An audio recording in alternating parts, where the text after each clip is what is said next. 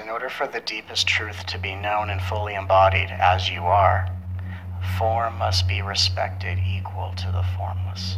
Form is interdimensional, and form occurs in infinite rays of consciousness. Someone once said to me, "This is all an illusion." I said, if it's all an illusion, then transform it. Transform it so that everyone can dance. What about that? Keep in mind, every narrative that's ever been given to you growing up as a child originated somewhere. So it was a story that was told over and over and over and over again. So this video is just for fun, to simply engage in choosing the narrative that feels best for you. I am curious to know how many people believe that extraterrestrials or any kind of life other than the life that we know of here on Earth, how many people believe in that and how many people don't? And I would love to hear any insights, perspectives, thoughts, feelings, whatever. I would love to hear what you have to say about all of this. I myself look at it in a particular perspective that says that everything is possible and that everything exists on its own particular vibrational frequency. Every reality in existence is set to a particular vibrational frequency. So my perspective stems from that belief. I come at everything knowing that everyone has their own truth based on their experiences. Julie and I travel, we go to different parts of the country, and sometimes we go to different conscious communities that are rooted in different teachings. Some are very much rooted in the direct path, right? Which is fine. Direct path prepares you for this fulfillment of a prophecy, right? It's kind of a strange thing where you have this experience of everything you know about yourself vanishes, it all disappears, there's only one, and then at that point, oh, it's all truth. Well, good, now let's make this into a galactic adventure. So the idea of it is you're standing in your now, right now. I'm standing here. There are other timelines of existence, other dimensions of reality, all playing out, all around me, all around everyone, everywhere, all standing in their nows. And that these other timelines, dimensions are not visible to us because we are not on the same frequency as they are. There are certain things already in our reality that are not visible to us. Reminds me of like Wi-Fi and different signals that go through the air that are invisible to us with our eyes. Our eyes are part of our human suit that we're wearing in order to have this human reality here on Earth. And there's endless amounts of different things to tune into, narratives and storylines and people's experiences and manifestations, all of this, looking at all of what is. I was joking with a group of students who would listen to things that I would say like this, and of course, they would just, And I said, you could say it's all an illusion, but when a spaceship lands, it's gonna be interesting.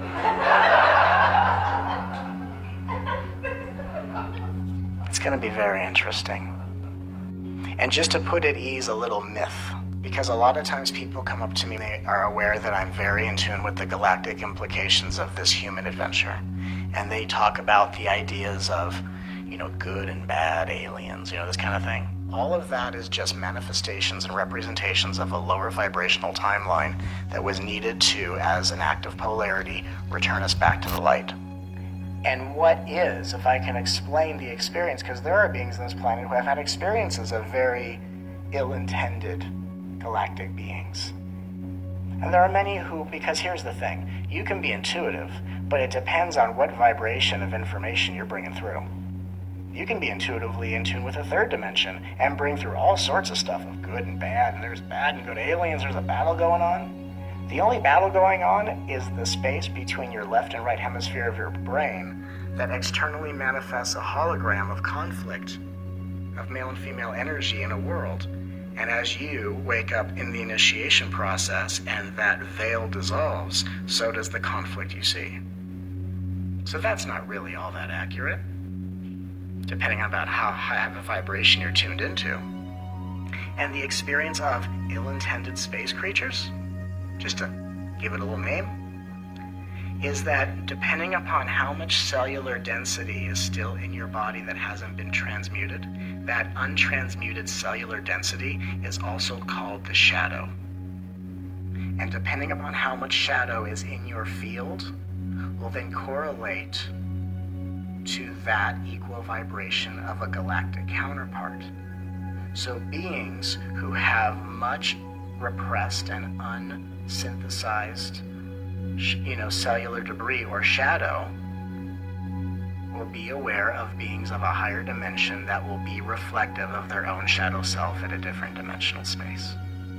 And the more you free yourself of this cellular debris, the more you become aware of your galactic counterpart as ascended masters and archangels. So it really just depends on where you are in the initiation process.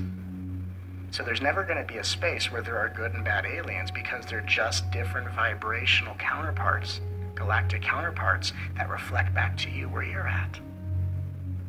So to stay in a dimension where we think there are ill-intended beings or secret societies or all sorts of whatever, is to hold your cellular density and prevent it from being healed and prevent you from going through the initiation process, just to fight against something that's only reflecting back your own undigested and unhealed cellular body. So please fear not. And then we find why we're really here, which is to play at full capacity. So in the name of playing at full capacity, I'm going to tell you what I was told as someone who at a very young age has had a very life-changing experience visiting heaven. When I was 6, I left my body and didn't know I was in heaven until I came back. And having visited heaven, which is a real place, I will tell you that what I'm about to tell you is embraced and revered by the totality of all that is. Let us call this the history of consciousness. In the beginning, there is and was the all that is, the eternal light, the one I am, that has and always been aware of itself as one.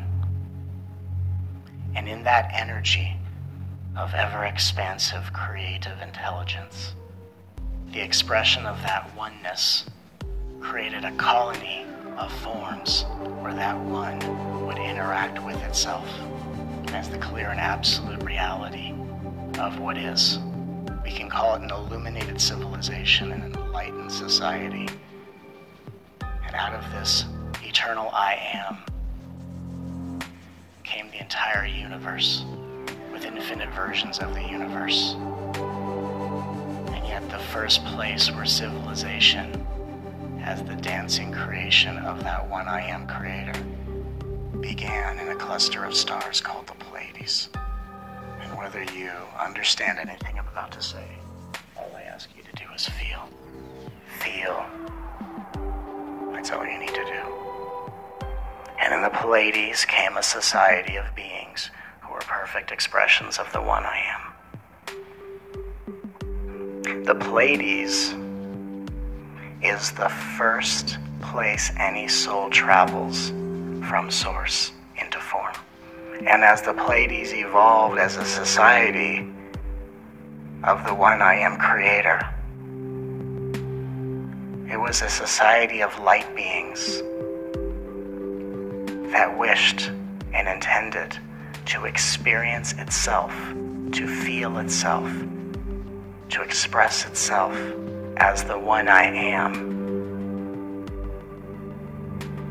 but in the diversity of form where all of what is could be felt, considered, imagined, recreated, and expressed. And as the Pleiadian civilization reached a certain level of consciousness as clear reflections of the one I am creator, a holographic planet was created called Earth.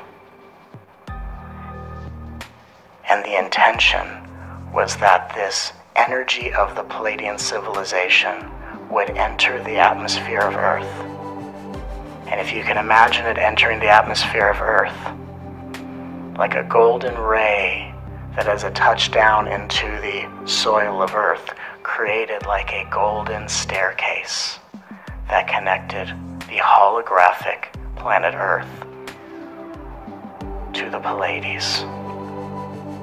And as this energy began to enter the atmosphere of Earth, in order to cover a wide surface area of the Earth plane, the energies, as it entered the third dimension polarity, divided into two sections that sprinkled this energy